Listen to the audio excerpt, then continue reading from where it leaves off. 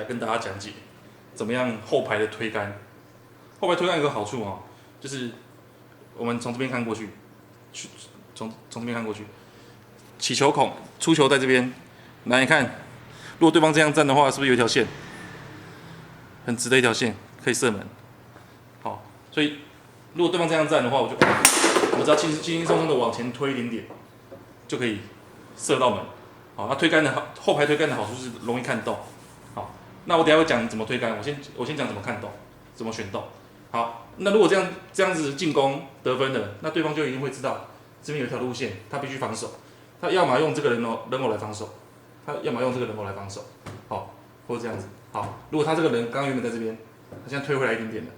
好，那其实我们再看下来，是不是还是有个空档？空档比较不一样的，要斜一点点的。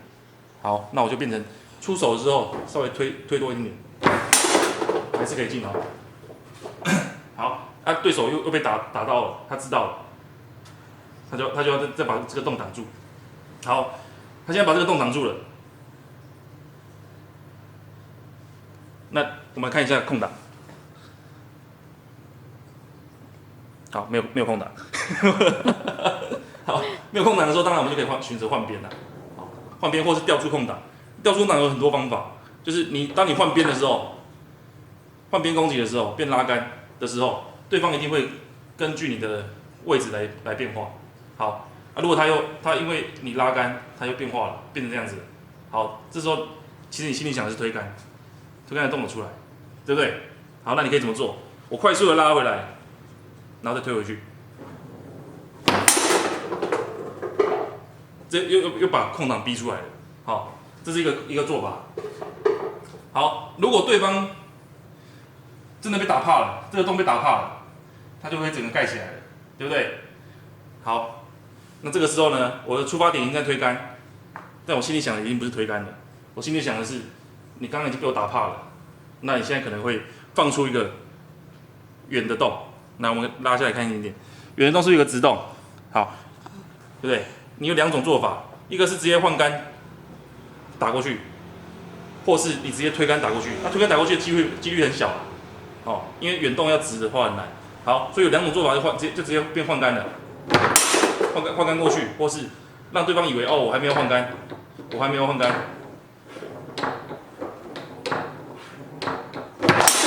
哇，一才真的换杆，好，有很多做法可以逼出洞来。那重点就是刚刚讲的选洞是第二步啦，第一步就是你的执行力，你执行力要怎么做得好呢？好，我们现在回到原本的推杆，最基本的原本的推杆，你才能逼出对手开那么多洞。最原本的推杆要怎么推呢？你球放着，记得人偶跟球开始的时候，千万不要有空档，不要有空隙，一定要粘在一起。好，没有粘在一起的意思是说，如果没有粘在一起的话，我一出手，球已经跑得比人还快了。好，如果我现在粘在一起，我出手，人跟球都永远粘在一起。好，所以你先注意，人跟球一定要粘在一起。然后我的建议是球要偏后面一点点。好，太前面的话，出手会比较快，但是容易太斜。如果球在后面一点点，你可以让它直，也可以让它斜，你就可以控制了，比较好控制。好，我们就假设我们先放后面一点点。好，到时候出手的时候球会在人偶后面一点点，所以比较有摩擦力。好，你让它直的时候，就推出去的时候停住，不要动，这样打会比较直。好，如果推出去的时候停住，往上一推一点点，它会更斜。好，我们现在做基本的测试啊。我们现在打刚刚一样这个空档，其实只要推一点点就打了。好，粘着球，打到球之后继续往前推一点点，它就会比较斜。我再做一次示范，推一点点，我只要看这边就好了。好，我不用看到那边空档，那边空档我已经决定好了，我只要看这边就好了。我到这边我就可以打了。好，没进没关系，因为我还是打到我认为的点。好，我们目标在我等下要出手的地方。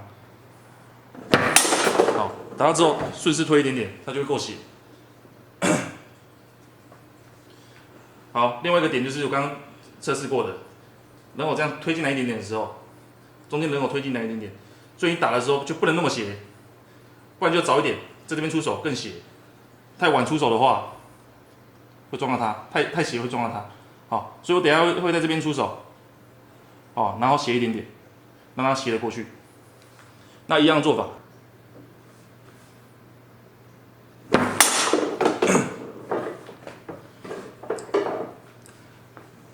好，所以推杆的重点就是，其实推杆不难，推杆要打直比较难的，推杆短的、斜的、短的距离的、直的都比较不难，但重点是你要选择，因为它的好处是选择空档容易，好，因为你头一低下来，你就可以看得到所有人偶怎么站的，好，所以你一定要练习的是打准，然后会决定空档怎么发生，好，这是推杆的技巧哈。好，所以我要教大家最后面怎么练习呢？好，我刚讲过了，人偶跟球粘在一起，好，看点打，然后我们先把所有的都翻起来，好，你就自己先试看看，这样打出去球会落在哪里？好，再去修正。好，你想要斜一点，你甚至可以原地打，球不动，球不动，人偶动就好，这样打。哦，好，去了解人偶跟球多大的力气往前推。球会多斜，哦啊！当你想要练直的时候，记得球放后面一点点，推过来，打到球的那瞬间，人偶要停住，它就会比较直。好，比如说我现在要打正中间，越远的推杆越远，越难打直动哦。好，这个直动就比较难，因为你推出去的时候，你身体已经靠近球桌了，哦，对，还是可以练的。好，所以了解自己怎么样的力气，怎么样的推出去多少，停止的时候怎么打，会不会回拉回推，好，你就知道最后面的路径会是怎么样，然后知道自己的路径，然后再根据对手怎么站去打路径，好，好，这样太斜，那这样太斜怎么办？那我是不是应该可能突出一点点就可以打了？好，所以去调整，透过练习去了解自己的路径，好，推杆的好处再重复一遍，就是因为距离短看得清楚，所以比较容易看到点，所以你一定要打准，好，那我们就开始回去练习看看吧。